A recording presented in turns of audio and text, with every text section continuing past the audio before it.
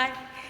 So I'm going back home from the other side of my building, and I have to do two things today on my way before I pick up our daughter from kindergarten.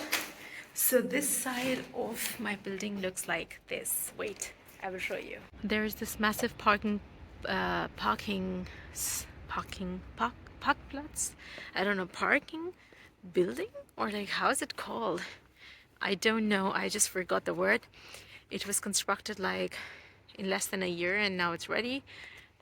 There were problems with parking spaces in our university, which is terrible because people come by car, and technically they should, more people should, if possible, opt for bicycles or public transport. But yeah, so this particular building had to be constructed to solve this problem, and to a certain extent the problem got solved. I mean, I am the one who has house made above mirrors, and I'm throwing. Sorry, my video got interrupted. What I wanted to say is, who am I to tell people to take more buses and bicycle or walk when I myself am driving my car? I have tried, honestly, to take bus or walk whenever I come to university. The reason is, for me, the bus is free, kind of, because I pay semester ticket. And for that, if you pay like for 6 months around 280 euros, you get to travel for free.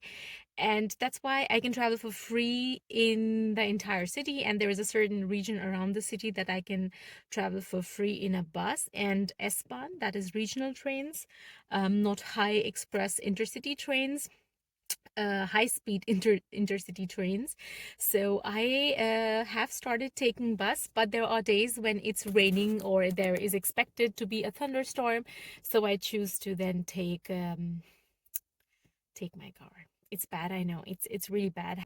I now I now have to make a vertical video because I have to drive to a friend of mine and drop Croatian currency, because my friends are traveling to Croatia tomorrow. And since we were in Croatia a week ago, we got some Croatian currency. That's how Croatian currency looks like.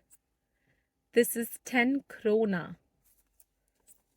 Krona? Kuna, sorry, kuna. This is 20 kuna. So I've got like 30 kunas and some tiny coins, like 2 kuna. Oh, it looks like this, 2 kuna. And I have to drop this at my friend's place. And then I have to pick up our daughter. Okay. You know what? There is one thing. One second. There is one thing that I feel proud of each time I sit and drive in any car, and that is that I made my German driving license, in German language. I know a lot of people do it, international people do it in English, but actually I did it in German for two reasons. One, I wanted to challenge myself. I would say that's the second reason.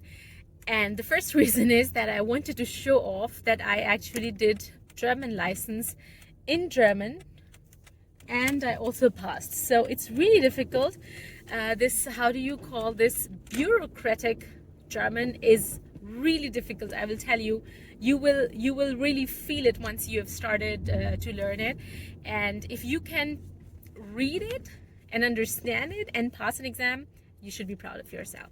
So that's one thing that I'm always proud of whenever I sit in a car and I'm driving. You know, some people would tell me that it's crazy because taking German driving license exam in German reduces the likelihood of me passing the exam in the first attempt to really a small chance, because I'm not a German native speaker. And since it's not only about the vocabulary, it's about the entire German grammar and context that comes into picture when you're taking the exam, it's really difficult. But for me, it made sense because, one, it was for me a kind of pride issue. I wanted to challenge myself and just feel proud about myself that I can do something in my life that I never did before. And second thing, I just wanted to do it differently. I know it as stupid as it may sound, but it just worked out for me. I passed my written German exam, driving license exam, in the first go, and I also passed my German driving exam in the very first go. So it actually is at the end about how much risk do you take and how much do you challenge yourself. Of course, it was not hampering anyone, neither like anybody around me. So it could have just costed me more time and money, because if you fail, you have to then pay like once again for the exam and take some classes more. But I was ready to take the risks, and since my PhD is in the area of risk management, why not?